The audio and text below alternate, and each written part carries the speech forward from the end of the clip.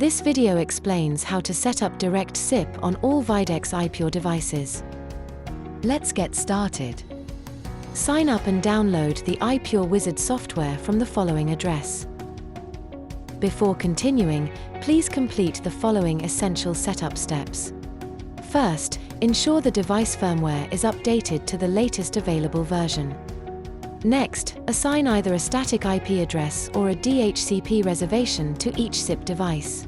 This prevents the IP address from changing and ensures reliable communication. Then, verify that both devices are accessible through the IPure Wizard configuration software. Finally, confirm that the date and time settings are correct. Using an NTP server is strongly recommended to maintain accurate system time. Once these steps are complete, you can proceed with the configuration. Ensure both devices are on the same IP subnet, which is the recommended setup. With this setup, there's no need to configure port forwarding on the router. The SIP destination will use the device's LAN IP address. This setup allows devices to communicate directly over the local network, keeping the connection simple and reliable. Now, launch the IPure Wizard and select Detect Devices. Once the door panel appears, click Edit Properties to continue. Select the SIP tab, enable the SIP client, and enter a unique user ID, for example, 1001. Uncheck SIP registration, and leave all other client settings blank, as shown below. Please note, the default DTMF settings for Relay 1 and Relay 2 are 6 and 7, respectively. SIP registration must be disabled for direct SIP calls, as no SIP server or PBX is used in this configuration.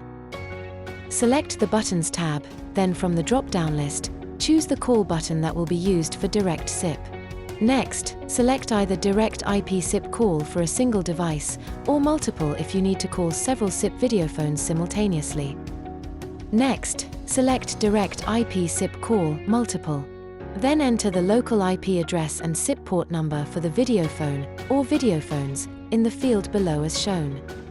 To finish, apply the changes to the door panel to save your configuration. Now from the list, choose Edit Properties to enter the videophone configuration settings. Select the SIP tab, enable the SIP client, and enter a unique user ID, for example, 1000. Uncheck SIP registration, and leave all other client settings blank, as shown below. SIP registration must be disabled for direct SIP calls, as no SIP server or PBX is used in this configuration.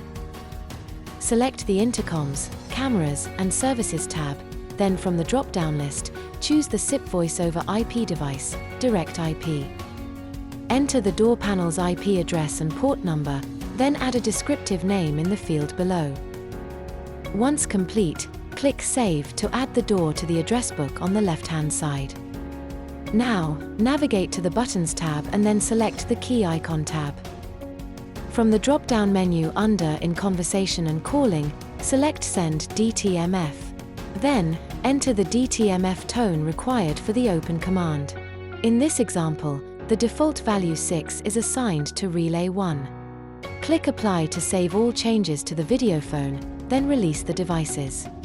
Finally, test the system by making calls to and from the videophone. Press the videophone key button during the conversation to open the door. Next up, configuring SIP for internet audio and video calls. Before continuing, please complete the following essential setup steps. Each site is equipped with a router that has a public static IP address. Port forwarding is required to allow each device to be accessed from the internet. Configure the SIP destination using the public IP address. Please note, RTP audio and video ports on the IPure device can be configured if necessary. When forwarding, ensure the external and internal port numbers match.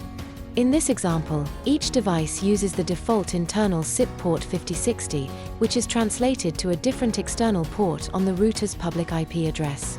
The router forwards incoming traffic from the external IP and port to the correct internal device and port. This reduces exposure of the standard SIP port while allowing direct SIP communication over the Internet. It also enables multiple SIP devices to operate behind the same public IP address if required. To configure the IPure devices, repeat the LAN configuration steps demonstrated earlier.